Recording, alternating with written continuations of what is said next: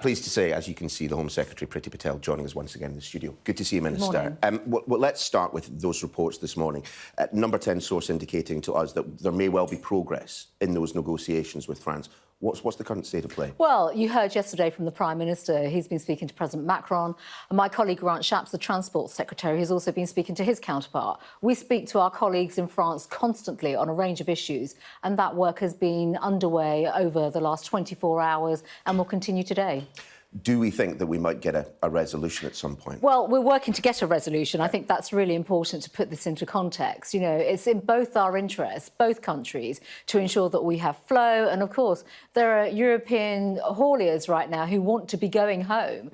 And, quite frankly, it's in both our interests to carry on those discussions and negotiations, and we will see what materialises today. What is, then, the situation in and around the port of Dover this morning? There was some debate over the number of lorries that there were in Kent. There was a figure quoted at the press conference yesterday that seemed to underestimate. Do we know the number of lorries that are currently parked up? Well, I think it's important to recognise the figures fluctuate. So, for example, there would have been many hauliers yesterday, you know, dropping off their goods in other parts of the country and then going back down to Dover. Of course, the number one message has been to avoid Dover.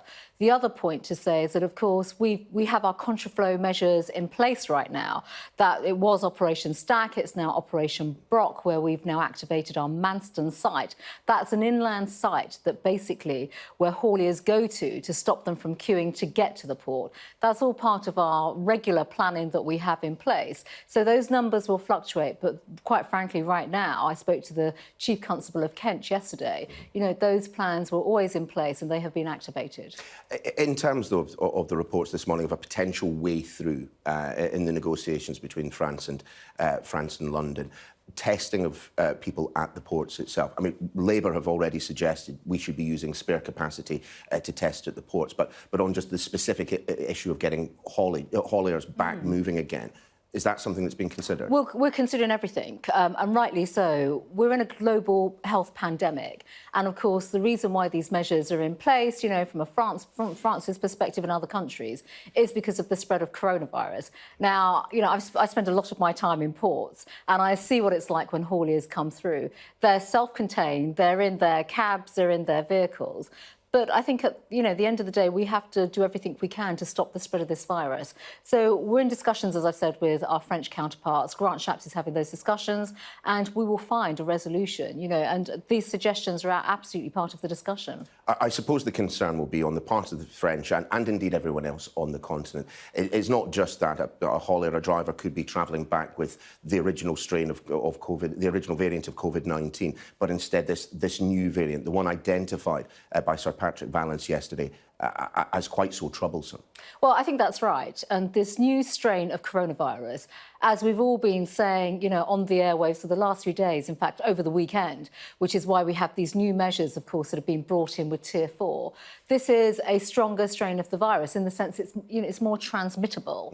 It's a bouncy virus, so obviously people can catch it in a, much more easier way. We have to do everything possible.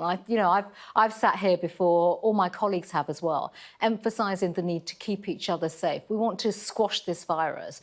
We want to do much more to prevent the spread of the virus, which is why we have so many measures, such as social distancing, testing, but obviously, you know, just making sure that the public are aware of the dangers of this virus. I suppose the question is, though, are the government actually doing everything they can do at the moment? Sir Patrick Vallance said that this variant is everywhere. We know that there is an outbreak in Cumbria that is of some concern. But the words that he used, the starkest statement of where we are right now in our battle against the coronavirus was given not by the Prime Minister yesterday, but by Sir Patrick. Measures are going to need to be increased in places. We're not going to be seeing them decrease. Are we looking at everywhere being in Tier 4 before too long? Well, I think it's important to say, you know, as this virus changes, grows, the government takes proactive measures. We've seen that. Certainly over the last 72 hours over the weekend, we have seen that happen. The fact of the matter is, when you look at various parts of the country, coronavirus is around. I remember sitting here last week talking about the surge that we've seen in the virus. Look at Wales, look at the east of England, my own county as well.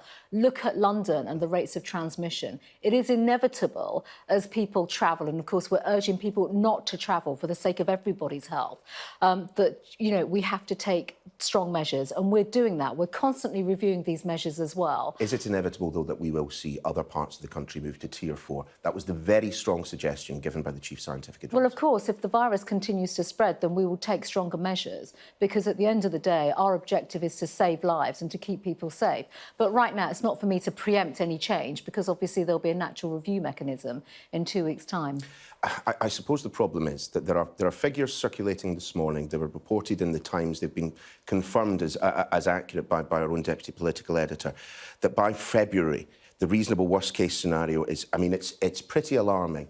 700,000 cases a week, perhaps, by February, 20,000 hospital admissions, 5,000 deaths. First, do you recognise those figures? Well, I think, first of all, what I would say, we are in this health pandemic, and our response has been incredibly strong. Look at the measures that the government has undertaken, all based on saving lives and protecting our NHS as well. We are very conscious of the fact we're into the winter period now. Yeah. We're seeing hospitals already, experience an increase in demand. So it's right that we take protective and preventative measures, which this government is constantly doing.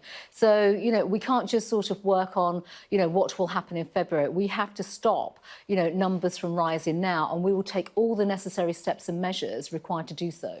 Well, then one has to ask, given the fact that the evidence emerging from NervTag is that perhaps children are as susceptible to this variant as adults, the only reason that the schools were able to open up after the first lockdown was scientific evidence suggesting that transmissibility amongst younger people was lower. That no longer appears to be the case. That does rather suggest we really need to immediately review whether or not schools can safely reopen in January. Well, I think, first of all, Neil, it's important to talk about, issues and recognise mass testing, for example. Yep. We've seen in parts of London, I saw this last week, and I've been speaking to, various people across Public Health England, local government in London, but also the police in London as well, surging that capacity for mass testing. We want to protect everyone, and of course we want to protect children too. Now, recognising this sort of new strain of coronavirus, how bouncy it is, it's moving around much more. If we have to take measures to increase testing in schools, clearly the government will do all that. These are preventative and protective measures, but quite frankly, you can't look at them in isolation. No, of course not. That is part of the wider approach that the government is undertaking. But I think it is true. But I think it is also fair to say, Home Secretary, that this morning you would not be in a position to guarantee that the schools will reopen on the first day of term. Well, we want to keep schools open. Let me be clear about that. You do, but you can't guarantee that, can you? We will take all the appropriate measures around protecting children, the health of children, and also protecting teachers and the rest of the population as well around schools. But I do want to emphasise the role that mass testing plays. That mass testing is up and running across the country, as we know. And we have been, obviously, speaking about mass testing in schools, and that is something that is under discussion right now across government for January and when the schools eventually go back. Given that the scientists, for the time being at least, seem to be in the dark as to why this variant of the virus has increased transmissibility, isn't it possible that we might actually have to go all the way back to looking at the social distancing rules themselves to see whether or not they are effective? The gap, you're keeping the distance between us. We now know, we don't actually know if this distance between you and I right now is sufficient to guard against this new variant, do you? Well, I think it's important to reflect, A, on all the measures that the government has undertaken. And actually, these measures, they're not concocted just in Whitehall. They're based on advice from scientific medical advisors. If new strains appear, and this virus has been mutating in many, many ways, we know this already, then of course all measures are under review. Social distancing, obviously tiering, etc. Those reviews will continue. But I think the most important message that I have right now is this continuation of coronavirus. We are in a pandemic. Yes, we are speaking about this new surge, this new wave, this new variant. This variant is also manifesting itself in other parts of not just the country, but other parts of the world. It's important, therefore, that we all take responsibility. We follow the advice. We look after each other effectively. This is what we're trying to do. Make sure that we can take care of each other, undertake our own personal responsibility to make sure that those protective measures are in place. What then, explicitly, is the role of the police in enforcing Tier 4 regulations?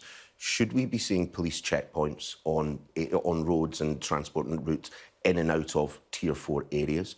should police be knocking on doors at Christmas time if they receive intelligence that suggests the rules are being broken in a domestic context? Well, I've said before, and I will continue to say, that the role of the police is very much to police in the public domain. And this is not about going into people's houses or even setting up roadblocks.